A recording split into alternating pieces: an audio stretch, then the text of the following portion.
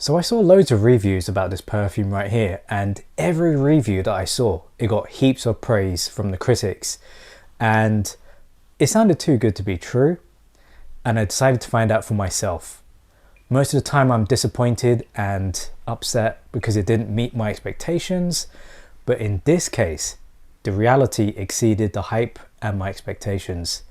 This is an absolute masterpiece, and I think this has surpassed Luna Rossa Black as my favourite Prada perfume. And I'm going to be telling you why. But first, let's do a note breakdown. The top notes are bergamot, cardamom, mandarin orange and neroli.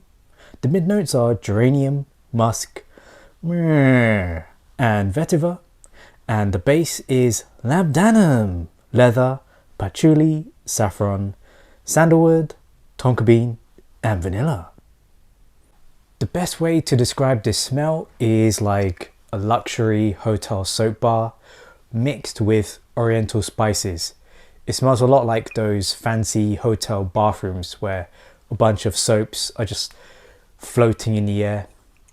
That's the first impression you get of this. And just like a lot of older perfumes, it has so many different notes, and you can tell by the complexity of the smell. The opening of this is pretty simple and soapy-like. It's very floral and fresh, but when it dries down, the tonka bean, the saffron and the sandalwood, in particular the tonka bean, they all kick in, so it makes a nice oriental, spicy, smooth, powdery smell. Absolutely gorgeous. Yeah, now that I think about it, it is really complex. You have very clean, very fresh, spicy, sweet, smooth and powdery.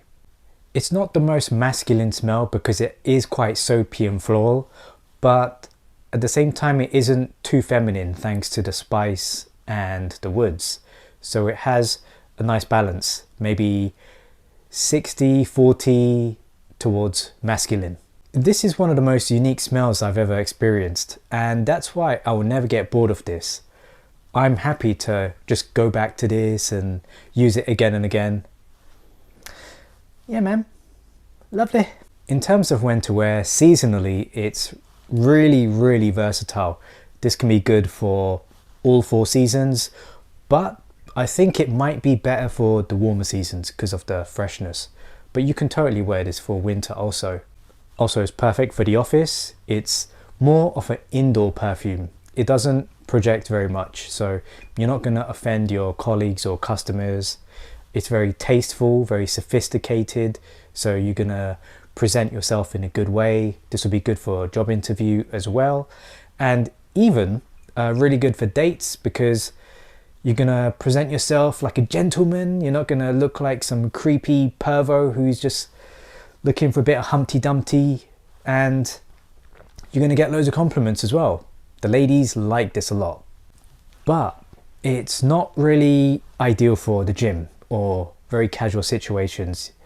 It's too smart and elegant. It's like going to McDonald's in a tuxedo.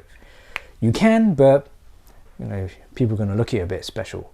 In terms of demographics, this does have a bit of a classic smell, so I would say over 30 to retirement. I think that would be a good age. And like I said earlier, maybe 60-40 masculine to feminine, but I can totally see women wearing this as well. Maybe old grannies would like this in particular. I can't really see young girls trying to pull this off. This is actually really good and actually exceeded my expectations.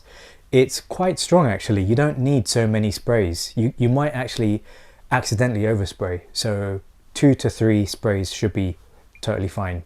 In terms of longevity, it's pretty strong. I got about 8 hours, which is fine and better than I expected. The projection, like I said earlier, is not that strong. It's not a beast perfume because it's not trying to be. It's more for office, classy, tasteful perfume. It's not an attention grabbing perfume. And I would say maybe 1.5 feet, 2 feet max.